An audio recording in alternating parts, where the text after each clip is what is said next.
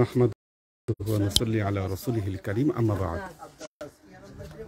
আমরা এখন যে জায়গায় অবস্থান করছি এই জায়গার নাম হচ্ছে মসজিদ আদ্দাস। অর্থাৎ রাসূলুল্লাহ সাল্লাল্লাহু আলাইহি ওয়াসাল্লাম যখন ইসলাম প্রচারের জন্য তায়েফে এসেছিলেন, আমরা জানি যে আল্লাহ নবীর সাথে হযরত যায়েদ বিন হারিসা রাদিয়াল্লাহু তাআলা আনহু তার সাথে এই সফরে অবস্থান করছিলেন। যখন আল্লাহ নবী তাদেরকে ইসলামের দাওয়াত দিলেন, তারা সেই দাওয়াত কবুল করতে অস্বীকার করল এবং পাথর মেরে আল্লাহ নবীকে রক্তাক্ত করে ফেলল।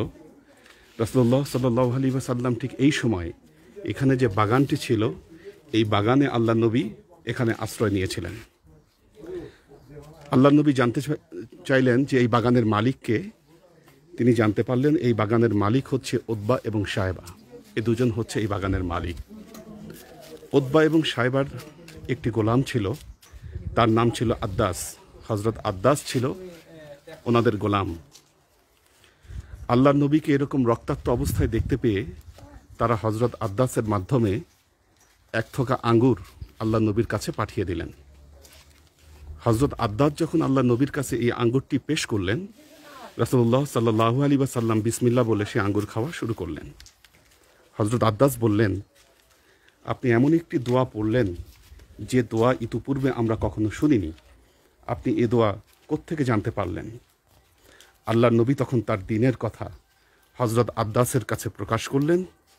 হযরত আদ্দাস রাদিয়াল্লাহু তাআলা আনহু যখন আল্লাহ নবীর দ্বীনের কথা জানতে পারলেন, তিনি আল্লাহ নবীর হস্ত চুম্বন করে তিনি ইসলামের দাওয়াত কবুল করলেন। এবং বর্ণিত আছে রাসূলুল্লাহ সাল্লাল্লাহু আলাইহি ওয়াসাল্লাম তখন এখানে 2 রাকাত নামাজ আদায় করেছিলেন। তখন থেকেই এই মসজিদে আদ্দাস নামে পরিচিত। আমরা সেই মসজিদে এসেছি, এই মসজিদ আমরা ভ্রমণ করছি।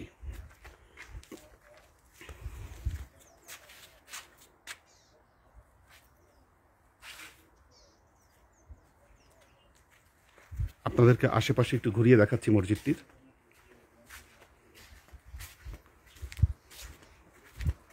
চতুর্দিকে বাগানে ঘেরা জায়গাটি।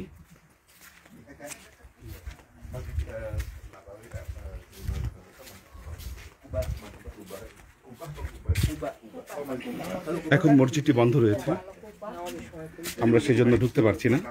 না, এখানে এখন নামাজ পড়া হয় না, এখানে নামাজ পড়া হয় না, পরিত্যক্ত অবস্থায় আছে। আল্লাহ নবী মূলত এখানে আশ্রয় গ্রহণ করার জন্যই এসেছিলেন, যেহেতু তিনি রক্তাক্ত হয়েছিলেন।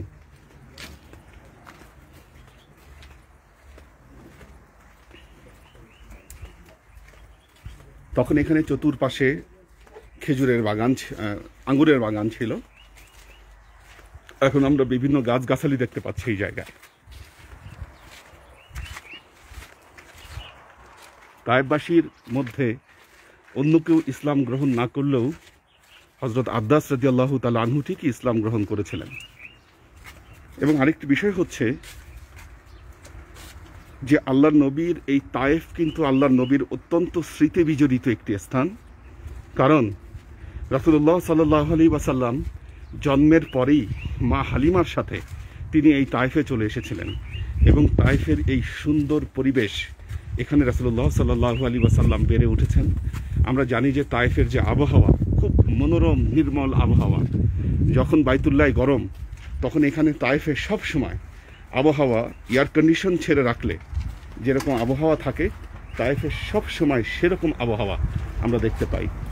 এবং পরবর্তীতে রাসূলুল্লাহ সাল্লাল্লাহু আলাইহি ওয়াসাল্লাম যখন ইসলামের প্রচার শুরু করলেন, তিনি আশা করেছিলেন যে তায়েফবাসী তার এই ইসলামকে কবুল করবে, ইসলামের দাওয়াত, সে আশা নিয়েই তিনি এখানে এসেছিলেন।